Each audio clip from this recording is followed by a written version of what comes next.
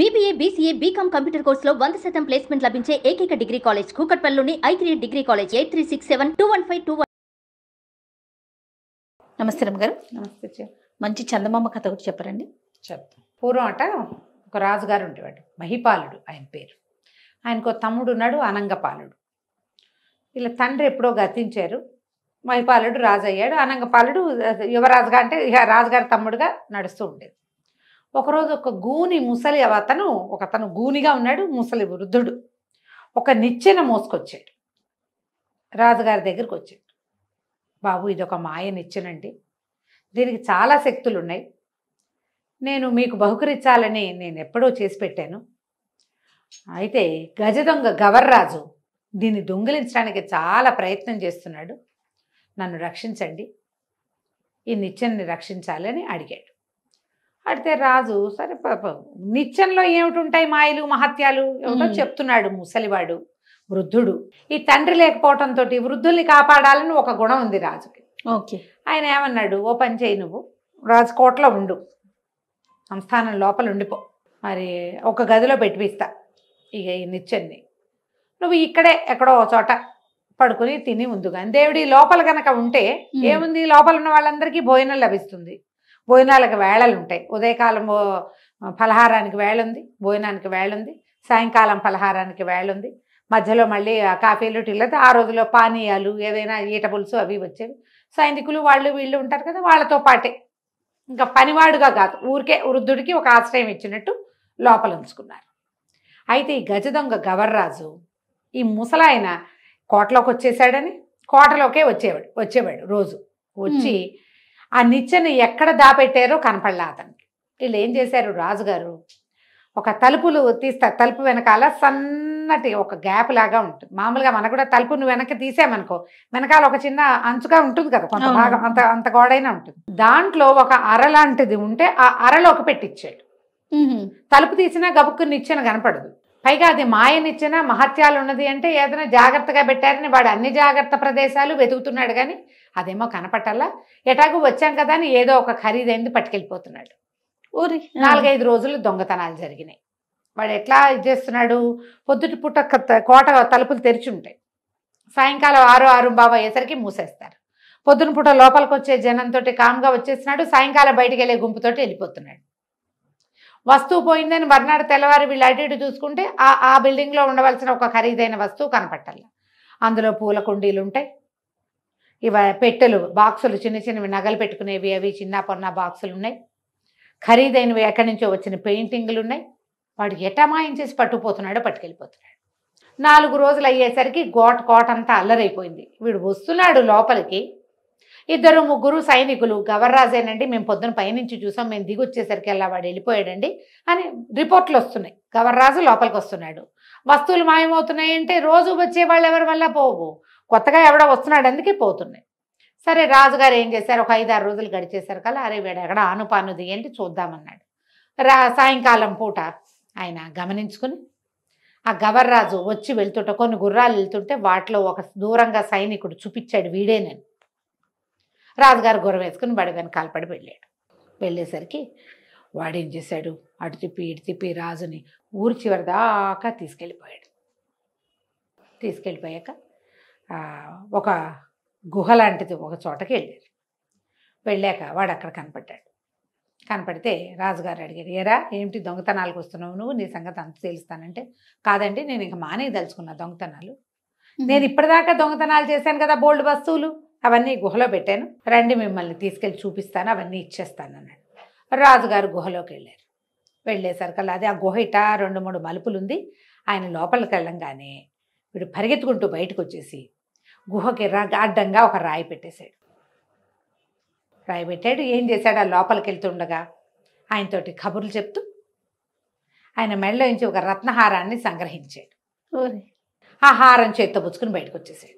వాళ్ళకి అలవాటు ఉంటుంది, ఊరికే మనిషిని ఇట్లా తగిలినట్టు తగులుతారు, జేబులోంచి వస్తువులు తీసేస్తారు, చేతికి ఉన్న కంకణాలు లాగేయగలరు, మెడలో హుక్కు లాగి గొలుసులు లాగేస్తారు. రాజుగారి రత్నహారం వాడి చేతిలో, అది పట్టుకుని కోటలోకి వెళ్ళిపోయి రాజుగారి తమ్ముడైన అనంగపాలుడు కనపడి, అయ్యా రాజుగారు ఇవాళ నిన్న సాయంత్రం నన్ను వెన్నాడి వచ్చారండి, అయితే ఏమైంది, ఆయన ఈ సిద్ధాశ్రమం అవి ఉన్నాయి కదా మనకి ఊరు దాటాక, ఆ సిద్ధాశ్రమం దాకా వచ్చేసరికి ఆయనకి సన్యాసం తీసుకోవాలనిపించింది.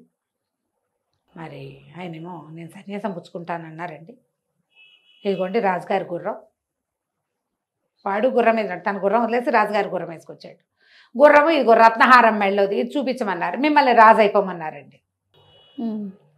ఆశ్చర్యపోయాడు నంగపాలు. కానీ తను రాజు అవుతున్నాడు అనేసరికి ఆయనకి సంతోషం వచ్చింది. తన మెళ్ళలోంచి ఒక హారం తీసి వాడి చేతిలో పెట్టాడు ఆనందంగా. వీడేం చేశాడు, మళ్ళీ రాజుగారి దగ్గరికి వెళ్ళాడు. వెళ్ళి రాజుని అన్నాడు, ఏమండి మీరేదో మీ అన్నదమ్ములు ఇద్దరు చాలా అద్భుతమైన వాళ్ళని ఊరు వాడంతా చెప్పుకున్నారు, మీరే మీ తమ్ముడిని చూసుకున్నారని.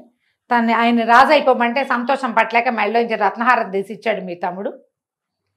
మీరేమీ రామలక్ష్మణులు కాదు, మీరు బాలసుగ్రీవులే అన్నాడు. అనేసరికి రాజుకు ఒళ్ళు మండిపోయింది.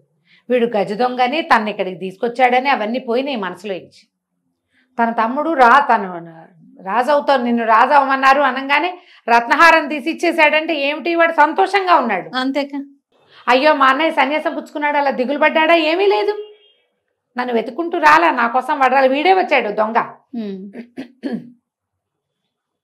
ఇక గబగబా ఆయన ఏం చేశాడు, గుర్రం వేసుకుని ఊళ్ళోకి వెళ్ళిపోయాడు. ఊళ్ళోకి వెళ్ళిపోతే కోపంగా ఉందన్నమాట ఆయనకి. అయితే ఆ ముసలాయన కనపడ్డాడు. కనపడి దండం పెట్టాడు. బాబు గవర్రాజు ఊళ్ళోకి వస్తున్నట్టు కదండి అన్నాడు. అనేసరికల్లా ఏనన్నాడు, వస్తే వచ్చాడు, ఇప్పుడు అది కాదు నాకు చాలా ముఖ్యమైన పని ఉందంటే అతను ఆ వృద్ధుడు ఇతను తేరిపారా చూసి నాతో రండి, ఒక్కసారి రండి అని చెప్పి బలవంతంగా తీసుకెళ్ళాడు. తీసుకెళ్ళి ఏం చేశాడు, రాజుగారిని ఆ వెనకాల తలుపు వెనకాల దాచారుగా ఆ నిచ్చెనండి బయటకు వేశారు. వేసి బాబు ఈ నిచ్చెన ఒకసారి ఎక్కండి అని. ఈయన ఒళ్ళు మండిపోతుంది, తమ్ముడు మీద చాలా కోపం. కాదండి నా మాట వినండి, మీరు ఎందుకు బాధపడుతున్నారో ఆ బాధ కూడా నివృత్తి అవుతుంది, నా మాట వినండి అన్నాడు. నిచ్చెన ఎక్కాడు ఈయన. నిచ్చెన ఎక్కాక నిచ్చెన ఎక్కి ఆ గోడ మీదకి చేరేసరికి అలా నిచ్చెన తాలూకు చివరి మెట్టు మీద ఉండగానే ఆయనకి ఎక్కడికి ఎంటర్ అయ్యాడు, తన తండ్రి మృత్యుశయ్య మీద ఉన్న మండపంలోకి వెళ్ళాడు ఆ నిచ్చెనెక్కి. ఓహో.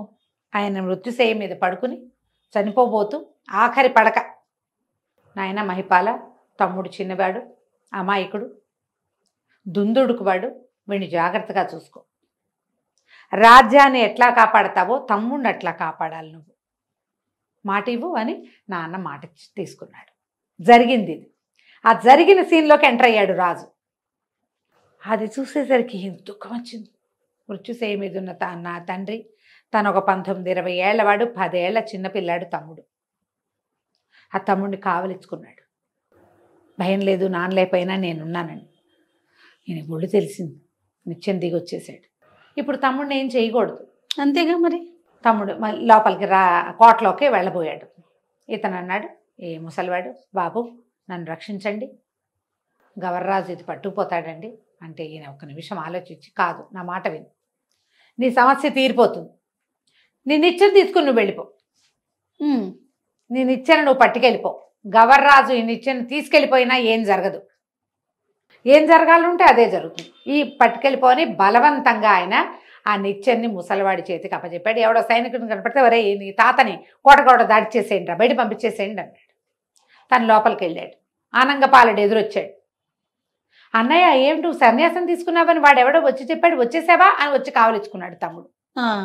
ఏం లేదులేరా, వాడు ఏదో అబద్ధం చెప్పాడు, వాడిని పట్టుకుందాలే సమయం వచ్చినప్పుడు అని బెంగపెట్టుకున్నావా, ఏం పర్వాలేదు అని చెప్పి తమ్ముడిని దగ్గరికి తీసుకున్నాడు. ఇద్దరు కలిసి భోజనం చేశారు, అయిపోయింది కథ. ఈ ముసలాయన నిచ్చెన మోసుకుంటూ వెళ్తున్నాడు.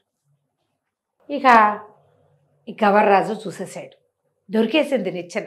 ఆ నిచ్చెన ఎక్కితే దాని మహిమ వల్ల తాను సంపాదించగలదలుచుకున్నవన్నీ తనకు కనపడతాయని వాడు నమ్మాడు. ఆ నిచ్చెన పట్టుకున్నాడు.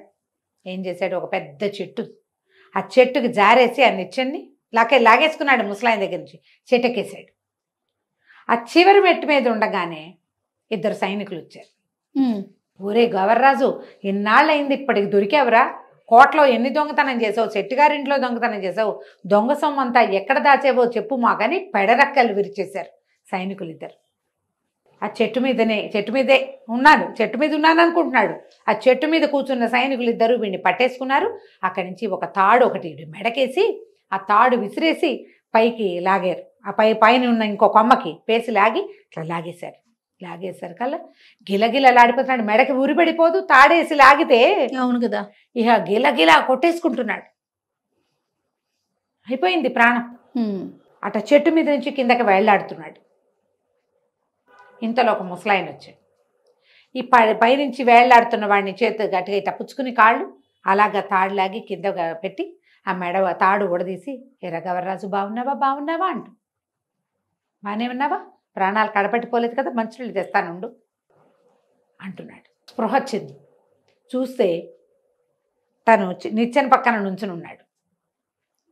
ఏ ముసలాయనైతే తన చెట్టు మీద నుంచి కిందకి దింపి మంచినీళ్ళు తాగుతావా అని అడిగాడో ఆయన దూరంగా నడిచేస్తూ కనపడ్డాడు. ఆ ముసలాయన ఎవరు? ఆ గూని ముసలివాడు. ఓహో. గవర్రాజు నిర్ఘాంతపోయాడు. అంటే రేపు నా పరిస్థితి ఇది, దొంగతనం చేస్తూ దొరికేనా చచ్చానన్నమాట నేను. అంతే. ఆ నిచ్చెను పట్టుకెళ్ళి తాతకు అప్పచెప్పాడు. తాత, నేను నిచ్చెను నువ్వు తీసుకో, నాకు వద్దు ఇది అని చెప్పి రాజుగారి దగ్గరికి వెళ్ళి లొంగిపోయాడు. డబ్బు దశకం దొంగలు ఇచ్చిందంతా మీకు అప్పచెప్పేస్తాను, నన్ను వదిలేయండి. రాజుగారు అన్నారు, సైన్యంలో చేరు. నీలాంటి తెంపరి వాడు సైన్యంలో ఉండొచ్చు. రాజునే గుహలో పెట్టి బయట తలిపేసి చిన్నరాజు దగ్గరకు వచ్చి చెప్పినవాడు. అవును. నువ్వు పద్ధతి మార్చుకుంటానంటే నేను సైన్యంలో చేర్చుకుంటా. సైన్యంలో ఒక దళవాయి పదవి ఇచ్చి ఆ గజ దొంగ గవర్రాజుని కోటలోనే ఉంచుకున్నారు. ఆ తర్వాత వాడు ఎప్పుడు దొంగతనాలు చేయలేదు. నిచ్చెన వాడిని రేపు నీ స్థితి ఏమిటి తెలియజేసింది. కానీ రాజుకి ఏం తెలియజేసింది? తమ్ముడిని చంపితే నువ్వు రిపెంట్ అవుతావు. అదే తమ్ముడిని కొట్టినా రిపెంట్ అవుతావు నువ్వు.